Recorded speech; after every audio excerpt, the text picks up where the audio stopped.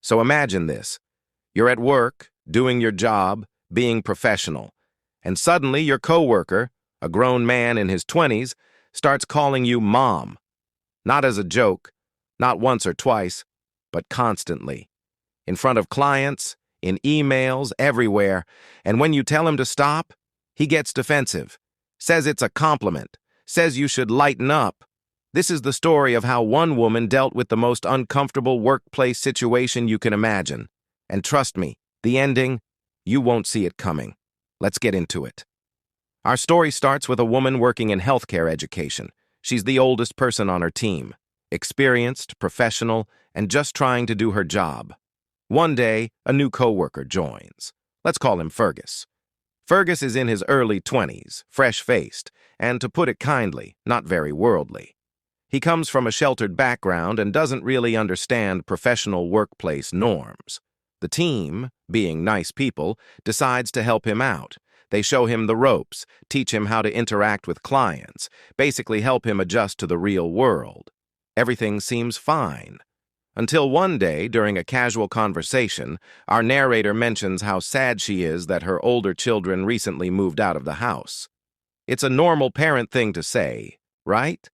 That's when Fergus pipes up. He says, and I'm quoting here, "I would love to have you as a mom, and I would never move out on you." Now, at this point, she thinks he's joking. It's a little weird, sure, but harmless enough.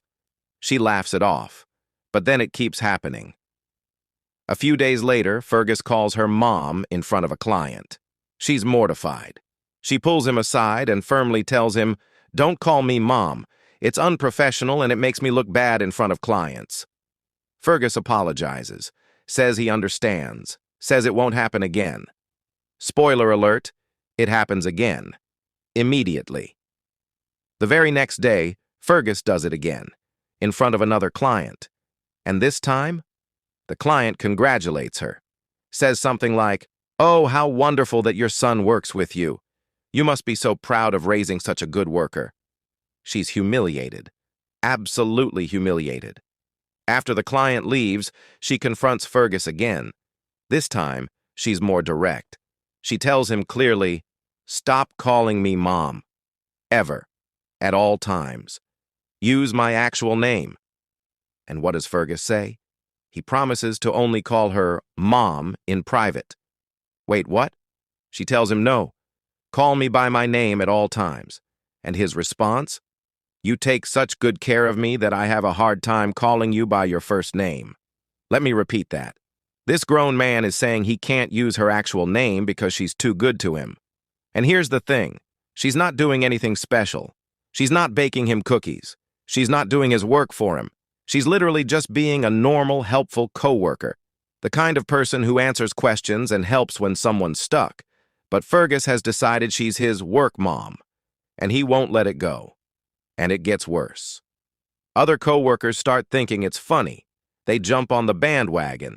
She starts getting emails with subject lines like, "Question for you, Mom." It's spreading. It's becoming a thing. And she's at her wit's end.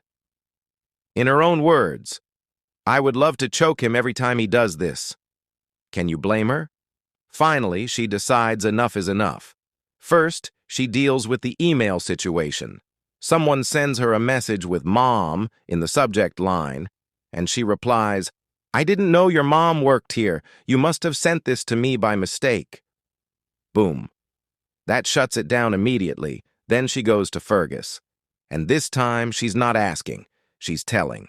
She says, word for word, "You will not call me mom anymore. It is not acceptable in any circumstance. I don't care about your reasons or your excuses. I am not asking you. I am telling you.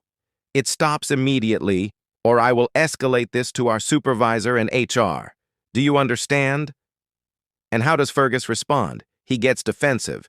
He says it's a compliment. He tells her to lighten up. The conversation goes in circles. He refuses to accept responsibility. So she does exactly what she said she would do. She escalates it. She goes straight to their boss and lays out everything, every incident, every time Fergus called her mom, every time she asked him to stop, everything. And the boss, He's horrified. He had no idea this had been going on. He immediately calls Fergus into his office.